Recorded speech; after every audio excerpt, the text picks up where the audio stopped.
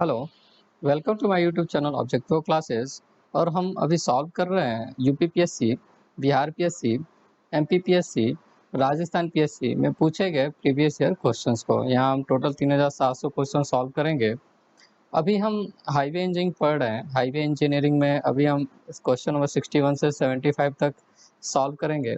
इससे पहले हमने सारे क्वेश्चन 1 to 60 तक सॉल्व किए पड़े हैं। अगर आपने वो नहीं देखा है तो यहाँ पे हमारा लिंक शो कर रहा होगा, उसको क्लिक करें और जाके देखें। देखिए, ये हमारी जो भी वीडियो होती है उस सारी वीडियो की पीडीएफ नोट्स आपको डिस्क्रिप्शन लिंक पे मिल जाया करेंगे, तो आप वहाँ से डाउनलोड कर सकते हैं। चलिए हम चलते हैं क्वेश्चन की तरफ। देखते हैं क्वेश्चन नंबर 61। क्वेश्चन नंबर 61 कह रहा है कि as per IRC recommendation the camber for WBM surface should be. ठीक है, तो हम देख लेते हैं कैम्बर की वैल्यू क्या क्या होती है। पहले देखते हैं कैम्बर क्या होता है। कैम्बर होती है हमारी traverse slope for removal of water from road surface is called camber of road. मतलब कि ये हमारी रोड जो होती है, ठीक है ना, तो रोड के सरफेस पर अगर वाटर आती है, बारिश होती है, बारिश की वजह से जो पानी आती है, तो ट्रावर्स डायरेक्शन में हमारी पानी, और यहाँ पे हमारी ड्रेन होती है, ठीक है, तो ड्रेन में पानी जा सके रोड सरफेस से, इसीलिए हम ट्रावर्स डायरेक्शन में हम स्लोप देते हैं, और यही हमारा होता है कैम्बर। देखते हैं कैम्बर की वैल्यू क्या क्या होती है। ठीक है, देखिए, टाइप ऑफ रोड पे डिपेंड करती है और रेनफॉल पे डिपेंड करती है। ठीक है, तो देखते हैं अगर सीसी रोड है और हाई टाइप बिटुमिनस पेमेंट है और हैवी रेनफॉल वाले रीजन में है, तो इसकी कैम्बर की वैल्यू 1/50 रख देते हैं, और लाइट रेनफॉल है तो 1/60 हो जाता है। अगर जो रोड सरफेस है थिन बिटुमिनस सरफेस है, तो हैवी रेनफॉल के लिए 1/40 और लाइट रेनफॉल के लिए 1/50 रख देते हैं। तीसरा देखते हैं कि डब्ल्यूबीएम एंड ग्रेवल पेमेंट के लिए हैवी रेनफॉल है तो 1/33 और लाइट रेनफॉल है तो 1/40। अगर अर्दन रोड की बात करें तो अर्दन रोड में अगर हैवी रेनफॉल है तो 1/25 और लाइट रेनफॉल है तो 1/33 हो जाता है हमारा। तो क्वेश्चन कह रहा था कि as per IRC recommendation the camber for WBM surface, तो डब्ल्यूबीएम सरफेस ये तीसरा नंबर वाला था, तो हम 1/33 देख सकते हैं। ठीक है, मतलब 3%। तो देख रहे हैं इसमें वैल्यू हमारी 3% हैवी रेनफॉल के लिए, और जो लाइट रेनफॉल है 2.5% है, तो ऑप्शन हो जाएगी हमारी ऑप्शन ए करेक्ट हो जाएगी। ठीक है, ये ऑप्शन ए होगा इसमें। ठीक है, चलिए हम अपना क्वेश्चन नंबर 62 देखते हैं। क्वेश्चन कह रहा है the minimum radius of horizontal curve for national highway on plain terrain is taken as. तो हम देखते हैं कि जो minimum radius of horizontal curve है वो कैसे निकालते हैं। हम जानते हैं ये formula E plus F equal to V square by 127 R होती है। यहाँ पे E होती है हमारी सुपर एलिवेशन, F होती है फ्रिक्शन, और R होती है हमारी रेडियस ऑफ कर्व, और V होती है हमारी स्पीड ऑफ व्हीकल। तो देखते हैं हम आर की बात कर रहे हैं, यहाँ पे रेडियस ऑफ कर्व देख रहे हैं, तो हम क्या करेंगे, ई मैक्सिमम वैल्यू और एफ मैक्सिमम वैल्यू के लिए हम आर कैलकुलेट करेंगे, तो हम सेफर साइड में रहेंगे। ठीक है, तो हम ई मैक्सिमम की वैल्यू आपको पता है 7% प्लेन टेरेन के लिए होता है, हम इसी को लेकर डिजाइन करेंगे। जैसे सपोज मान लिया कि प्लेन टेरेन है, इसने दे भी रखा है क्वेश्चन में कि प्लेन टेरेन है, ठीक है, तो प्लेन टेरेन के लिए 7% होती है, और एफ मैक्सिमम हमें पता है कि 0.015 होती है। ठीक है, ये लेटरल फ्रिक्शन है। ठीक है, और हम देखते हैं वी, वी हमारी कैसे आएगी, देखिए कह रहा है मैक्सिमम स्पीड के लिए हम निकालेंगे, जो भी निकालेंगे अब यहाँ पे, तो मैक्सिमम स्पीड नेशनल हाईवे के लिए, नेशनल हाईवे पे हमारी मैक्सिमम स्पीड प्लेन टेरेन के लिए, ये कह रहा था नेशनल हाईवे प्लेन टेरेन। तो ये देखिए हमारा नेशनल हाईवे के लिए प्लेन टेरेन पे मैक्सिमम स्पीड हमारी 100 kmph से 80 kmph तक होती है, तो मैक्सिमम हम 100 kmph यहाँ से ले लेंगे। ठीक है, तो v की वैल्यू हम रख लेंगे 100 kmph। ठीक है, और फार्मूला में पुट किया हमने, e की जगह पे 0.07, f की जगह पे 0.015, और e की जगह पे 100, और r हमें यहाँ से फाइंड करना है। तो r अगर हम फाइंड करेंगे तो r की वैल्यू हो जाएगी 357.9 मीटर, तो हमारा ऑप्शन हो जाएगा डी करेक्ट, क्योंकि यही हमारी 357 के आसपास है, और सारी वैल्यू बहुत ही कम है, तो ऑप्शन डी करेक्ट हो जाएगा। नेक्स्ट है कि the minimum value of super elevation for concrete pavement. देखिए, minimum value of super elevation की बात कर रहा है, मैक्सिमम के लिए तो हम लोग देख चुके हैं कि मैक्सिमम हमारे प्लेन टेरेन के लिए कितना होता है, 7% होता है ई मैक्सिमम। लेकिन जो ई मिनिमम होती है हमारी, ई मिनिमम हमारी कैम्बर के बराबर हम देते हैं। जो कैम्बर होती है, कैम्बर के बराबर हम देते हैं। तो जो भी कैम्बर की वैल्यू होगी सीसी रोड के लिए हम वही मिनिमम वैल्यू हो जाएगी सुपर एलिवेशन की। तो देखते हैं पहले सुपर एलिवेशन होती क्या है। कि सुपर एलिवेशन होती है raising of outer edge with respect to inner edge in order to counterbalance the effect of centrifugal force and to reduce tendency of vehicle to overturn और skid। मतलब कह रहा है कि जब हम सर्कुलर कर्व पे हम कोई व्हीकल से जा रहे होते हैं तो ये इनर साइड है, ये आउटर साइड है, ठीक है। तो हमारी कोई व्हीकल है, ये व्हीकल से हम चल रहे हैं, तो जब हम सर्कुलर कर्व पे जाएंगे तो सेंट्रीफ्यूगल फोर्स हमारी बाहर की तरफ गाड़ी को ढकेलेगी, तो जिसकी वजह से गाड़ी क्या होगा, ओवरटर्न हो जाएगी और लेटरल डायरेक्शन में स्कीडिंग भी होती है यहाँ पे, ठीक है। तो इसी को हम प्रिवेंट करने के लिए हम क्या करते हैं, आउटर एज को हम उठा देते हैं, ठीक है ना। आउटर एज को उठा देंगे, ये इनर एज है, अगर ये आउटर एज है तो आउटर एज हल्का सा उठा देते हैं, यही वैल्यू होती है हमारी सुपर एलिवेशन। आउटर एज को उठाना इनर एज के रिस्पेक्ट में सुपर एलिवेशन कहलाती है, ठीक है। इसकी अगर वैल्यू की बात करें कैम्बर की, हम देख लेते हैं कि मिनिमम सुपर एलिवेशन पूछा था, तो मिनिमम सुपर एलिवेशन कैम्बर की वैल्यू बराबर होती है। अब कैम्बर देख लेते हैं कि कैम्बर की वैल्यू क्या क्या होती है।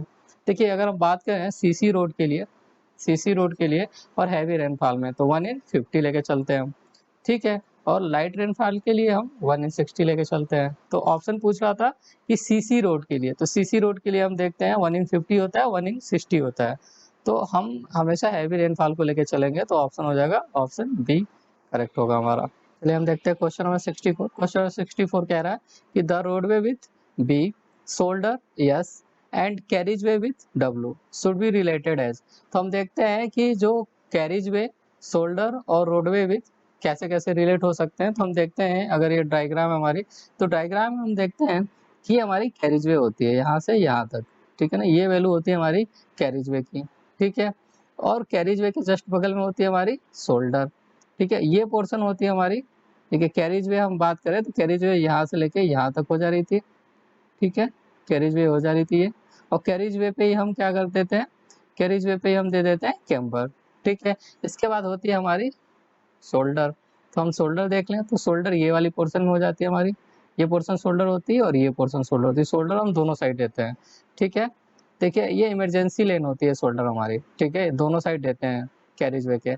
तो अगर हम दोनों को मिला दें, ठीक है, तो हम देखते हैं कि कैरिज वे प्लस शोल्डर और प्लस शोल्डर, ये तीनों चीजें मिला के होती है हमारी ROW बोलते हैं, या इसको फॉर्मेशन विथ बोलते हैं, या टोटल रोडवे विथ बोलते हैं इसको हम लोग, ठीक है। तो हम देखते हैं रोडवे विथ बराबर क्या क्या हो जाएगा यहाँ से फिगर से, कि रोडवे विथ बराबर हो जाएगी हमारी तो एक शोल्डर हो जाएगी, यस। फिर हमारी हो जाएगी कैरिज वे, कैरिज वे को जस्ट सपोज मान लिया इसने डब्ल्यू ले लिया था और फिर हो जाती है यस। तो हम क्या देख रहे हैं यहाँ पे, ये अगर टोटल हम वैल्यू बी रखते हैं रोडवे विथ, तो इसकी वैल्यू हो जाएगी हमारी, और यहाँ पे हो जाएगी यस प्लस डब्ल्यू हो जाएगी, मतलब कि डब्ल्यू प्लस 2s हम रख सकते हैं। तो बी इक्वल टू हो जाएगा डब्ल्यू प्लस 2s, ठीक है। तो ऑप्शन हो जाएगा हमारा ऑप्शन सी करेक्ट हो जाएगा। क्वेश्चन नंबर 65 देखते हैं। क्वेश्चन नंबर 65 कह रहा है कि if super elevation is not provided on a horizontal curve then the pressure on the outer will be, ठीक है, कि अगर हम सुपर एलिवेशन नहीं देते हॉरिजॉन्टल कर्व पे तो प्रेशर क्या होगा आउटर व्हील पे। हम देखते हैं कि if there is no super elevation on horizontal curve then pressure at outer wheel is more than pressure at inner wheel. देखिए क्या होता है, जब सर्कुलर कर्व पे कोई व्हीकल हमारी मूव कर रही होती है तो सेंट्रीफ्यूगल फोर्स की वजह से गाड़ी हमारी बाहर की तरफ जाने की कोशिश करती है, तो हमारी क्या होगा, ओवर टर्निंग कंडीशन आएगी, ओवर टर्निंग बाहर के साइड ढकेलने की कोशिश करेगी, ये ओवर टर्निंग बाहर के साइड में होगी। तो बाहर के साइड जब होगी तो जो आउटर साइड का व्हील है ना, इस पे हमारी ज्यादा प्रेशर होगी, और ये हमारी इस साइड की जो व्हील होगी इनर साइड की, ये हमारी कांटेक्ट छोड़ेगी अभी रोड सरफेस से, और इस पे हमारी ज्यादा लोड आ जाएगी और ये ओवर टर्न हो जाएगी, ठीक है। तो मतलब हम देख रहे हैं कि आउटर व्हील पे ज्यादा प्रेशर आएगी, यही बोल रहा है कि the pressure at outer wheel is more than pressure at inner wheel, ठीक है। सेकेंड देखते क्या कह रहा है कि at the time of overturning total pressure is carried out by outer wheel only because inner wheel just lost the contact with road surface, ठीक है, हम देख लिए। देखते तीसरा क्या है, due to increase of pressure of outer wheel it impart more pressure on outer edge of pavement due to which formation of potholes formed on outer edge this is called ruts, ठीक है। तो हम देख रहे थे कि outer wheel पे ज्यादा प्रेशर आ रहा था, जो क्या करेगा कि जो आउटर सरफेस है रोड का, यहाँ पे भी हमारी ज्यादा प्रेशर आएगी आउटर व्हील की वजह से, जिससे क्या होगा कि यहाँ साइड साइड में आउटर एज पे रोड के गड्ढे बन जाते हैं, जिसी को हम रट्स भी बोलते हैं। तो ऑप्शन देख लें क्या क्या था। पहला है कि less than pressure on inner wheel, कि क्या कह रहा था, pressure on outer wheel will be, तो क्या कह रहा था कि जो आउटर व्हील पे प्रेशर क्या होगा, लेस होगा इनर व्हील की अपेक्षा, नहीं ये गलत बात है। More than the pressure on inner wheel, तो ये सही है, तो ऑप्शन बी करेक्ट होगा हमारा। क्वेश्चन नंबर 66 देखें। क्वेश्चन नंबर 66 बोल रहा है कि to avoid overturning of bullock cart on road curve the maximum super elevation recommended by IRC। ठीक है, तो हम देखते हैं कि सुपर एलिवेशन की बात करें तो सुपर एलिवेशन क्या होता है कि आउटर एज को, रोड सरफेस को उठा देते हैं इनर एज के रिस्पेक्ट में, यही हमारी सुपर एलिवेशन कहलाती है। ठीक है, हम देखते हैं IRC क्या कह रहा है। IRC कहता है to avoid overturning of bullock cart on road curve the maximum super elevation recommended by IRC is 1/15। ठीक है, कि बुलॉक कार्ट को ओवरटर्निंग से बचाने के लिए हम जो मैक्सिमम सुपर एलिवेशन देते हैं उसकी वैल्यू 1/15 होती है, तो ऑप्शन हो जाएगा ऑप्शन बी करेक्ट हो जाएगा। देखते हैं क्वेश्चन नंबर 67 कह रहा है कि cant deficiency occur when a vehicle travel around a curve. तो हम देखिए क्या होता है कि जैसे मान लीजिए किसी कर्व पे, ये दरअसल रेलवे का पार्ट है तो हम रेलवे में इसको और अच्छे से डिस्कस करेंगे, लेकिन फिर भी यहाँ पे भी समझ लेते हैं कि क्या होता है। जब हमारी कर्व पे रेल चलती रहती है, तो ये अगर हमारी रेल है और इस पे हमारी कोई ट्रेन मूव कर रही है, तो क्या होता है, जब सपोज अगर ये कर्व है तो हम इसको किसी सुपर एलिवेशन पे डिजाइन करेंगे। जब सपोज मान लिया सुपर एलिवेशन की वैल्यू मान लिया यहाँ पे कि 10 mm है हमारी, और ये सुपर एलिवेशन डिजाइन की गई थी हमारी 60 kmph के लिए।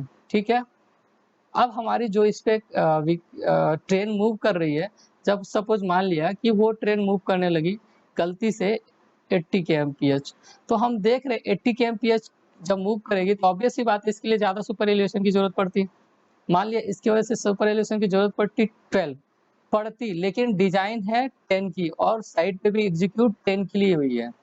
ठीक है, जो डिजाइन होती है वही एग्जीक्यूट हो जाती है, मतलब हम उसको सुपरइलिवेशन दे दिए होते हैं, लेकिन हम दिए होते हैं कि भैया वो 60 kmph की स्पीड से चलेगी, पर वहाँ पे क्या है 80 kmph की स्पीड से चलने लगी। अब तो क्या होगा, वहाँ पे जरूरत थी 12 की लेकिन है 2, तो यहाँ पे क्या है डिफिशियंसी है। तो यही हमारी कैंट, देखिए रेलवे में सुपर एलिवेशन को ही कैंट बोलते हैं हम लोग। तो यहाँ पे डिफिशियंसी कितनी की हो गई 2 mm की। ठीक है, और यही 2 mm कैंट डिफिशियंसी कहलाती है। तो देखते हैं हम क्या कह रहा था।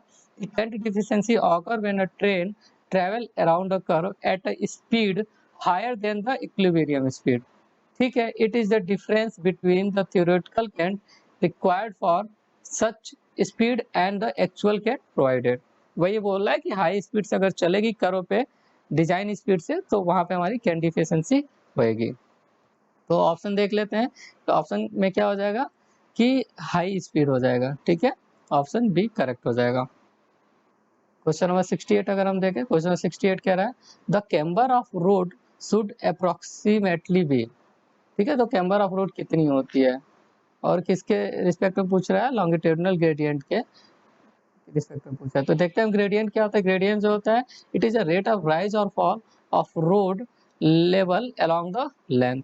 रोड के अलोंग जो राइज और फॉल होती है उसी को हम ग्रेडियंट बोलते हैं। और कैम्बर क्या होता है, ये ट्रावर्स स्लोप होता है, रिमूवल ऑफ वाटर के लिए हम इसको यूज करते हैं और ये हमारी कैम्बर कहलाती है। तो जो ग्रेडियंट की वैल्यू होती है 2 टाइप्स कैम्बर होती है। ठीक है, तो ऑप्शन हम देख लेते हैं कि द कैम्बर क्या होगा। तो ऑब्वियस बात है कैम्बर जब हम यहाँ से निकालेंगे तो कैम्बर बराबर हो जाएगा ग्रेडियंट डिवाइड बाई 2, मतलब ग्रेडियंट का हाफ हो जाएगा। तो इक्वल टू लॉन्गिट्यूडनल ग्रेडियंट, तो नहीं ये गलत है। दूसरा कह रहा है equal to half of the longitudinal gradient, तो ये ऑप्शन बी करेक्ट हो जाएगा, ग्रेडियंट का हाफ है। क्वेश्चन नंबर 69 देखें। 69 कह रहा है the extra widening required for pavement on width 10.5 metre on a horizontal curve of radius r metre is given by. तो हम देखते हैं कि एक्स्ट्रा वाइडनिंग जो होती है, एक्स्ट्रा वाइडनिंग होती है हमारी mechanical widening plus psychological widening.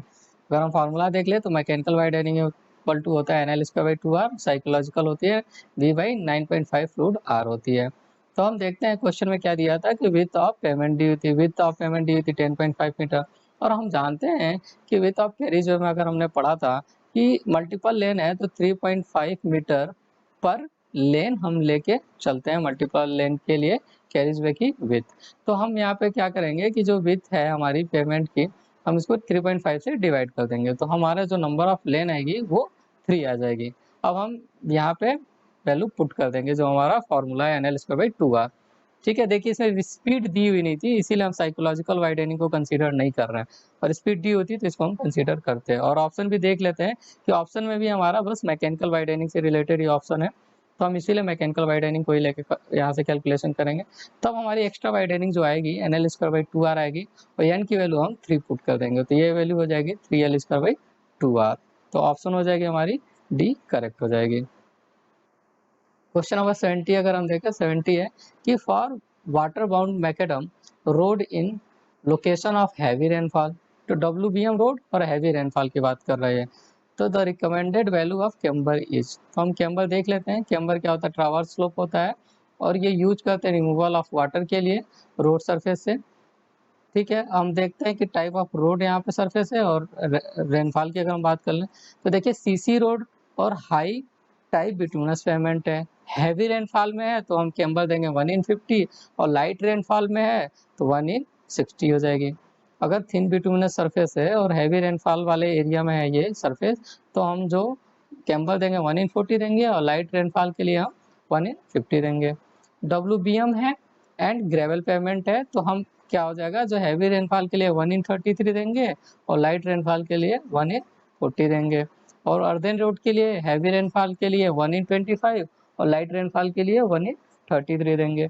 तो हम देखते हैं क्वेश्चन पूछ रहा था कि WBM रोड और हैवी रेनफॉल, तो देखते हैं WBM रोड ये है, और हैवी रेनफॉल के लिए 1/33 हो जाएगी। तो ऑप्शन में देखते हैं 1/33 कहीं नहीं है, तो हम ए ऑप्शन ले लेंगे जो 1/30 है, तो ऑप्शन ए करेक्ट हो जाएगा। देखते हैं हम क्वेश्चन नंबर 71 क्या कह रहा है कि assuming the rate of super elevation to be 1/400, the length of transition curve required to attain the maximum super elevation of 15 centimetre will be. ठीक है, तो सुपर एलिवेशन जो दिया हुआ है, रेट ऑफ सुपर एलिवेशन 1/400 है, इसको अगर हम 1/n के फॉर्म में लिख लें, और ई मैक्सिमम की वैल्यू दे रखी है 15 सेंटीमीटर, और हम इसको मीटर में चेंज करें तो 0.15 मीटर हो जाएगी। तो हम यहाँ से लेंथ ऑफ ट्रांजिशन कर सीधे एक फार्मूला नोट कर लेते हैं, N/E। तो N/E हम फार्मूला में पुट करेंगे, तो N की वैल्यू 400 पुट कर दिया, E की वैल्यू 0.15 कर दिया, तो यहाँ से हमारी लेंथ ऑफ ट्रांजिशन कर हो जाएगी 60 मीटर, तो ऑप्शन हो जाएगा ए करेक्ट हो जाएगा। हम देखते हैं क्वेश्चन नंबर 72। क्वेश्चन नंबर 72 कह रहा है कि a vertical curve is designed on the basis of the, देखते हैं वर्टिकल कर्व क्या आता है। वर्टिकल कर्व हमारी सबमिट कर्व होती है और वैली कर्व होती है, तो हम देख रहे हैं ये सबमिट कर्व है। ठीक है, मतलब हम थोड़ी सी ऊंचाई के तौर पर चढ़ रहे हैं, ऊंचाई पे चढ़ रहे हैं, तो यहाँ पे हमारी लाइन ऑफ साइट ये है। ठीक है, एक व्हीकल से दूसरे व्हीकल को दिखाई देती है ये। ठीक है, ये हमारी वैली कर्व है। वैली कर्व जो हमारी तालाब टाइप की हल्की सी होती है। ठीक है, यहाँ पे हेडलाइट बीम हम कंसीडर करके डिजाइन करते हैं। ठीक है, तो हम देखते हैं कुछ इंपॉर्टेंट चीज़ें कि जो vertical curve design on the basis of following, कि वर्टिकल कर्व डिजाइन करने के लिए हम क्या क्या चीज़ों पर ध्यान देते हैं। पहला होता है रेडियस ऑफ कर्व, दूसरा होता है मिनिमम साइड डिस्टेंस, और तीसरा होता है चेंज ऑफ ग्रेडियंट। ठीक है, तो हम ऑप्शन में देख लें क्या है। ऑप्शन में रेडियस ऑफ कर्व, ठीक है, इस पर हम लेके डिजाइन करते हैं। मिनिमम साइड डिस्टेंस, हाँ, इसको भी कंसीडर करते हैं। तीसरा बोल रहा है चेंज ऑफ ग्रेडियंट, इसको भी कंसीडर करते हैं, तो ऑप्शन डी करेक्ट हो जाएगा, ऑल ऑफ एबव।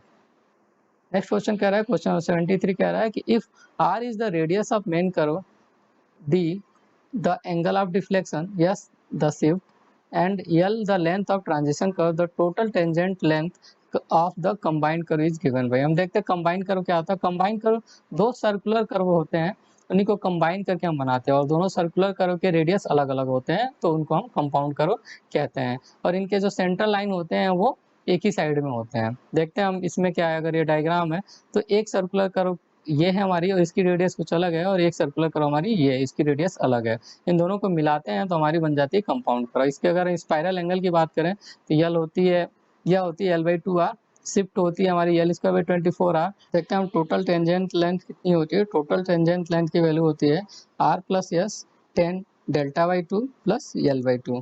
तो हम इसमें टेंजेंट लेंथ ही पूछ रहा था, तो ऑप्शन हमारी बी करेक्ट हो जाएगी। इसके अलावा भी हम देख लेते हैं लेंथ ऑफ सर्कुलर कर्व, अगर हम देखें तो इसकी वैल्यू होती है πr/180 ब्रैकेट में डेल्टा -2πs हो जाती है। हम देखते हैं क्वेश्चन नंबर 74 क्या कह रहा है। क्वेश्चन नंबर 74 है कि the equilibrium super elevation required to counteract the centrifugal force fully is given by. ठीक है, तो हम देखते हैं सुपर इल्यूशन क्या होता है। सुपर इल्यूशन होता है कि आउटर एज को इनर एज के रिस्पेक्ट में उठा देना, ये हमारी होती है सुपर इल्यूशन। और सुपर इल्यूशन क्यों देते हैं? ये काउंटर बैलेंस करने के लिए देता है इफेक्ट ऑफ सेंट्रीफ्यूगल फोर्स, जो हमारी रिड्यूस करती है व्हीकल की ओवरटर्निंग और स्कीडिंग की टेंडेंसी को रिड्यूस करती है।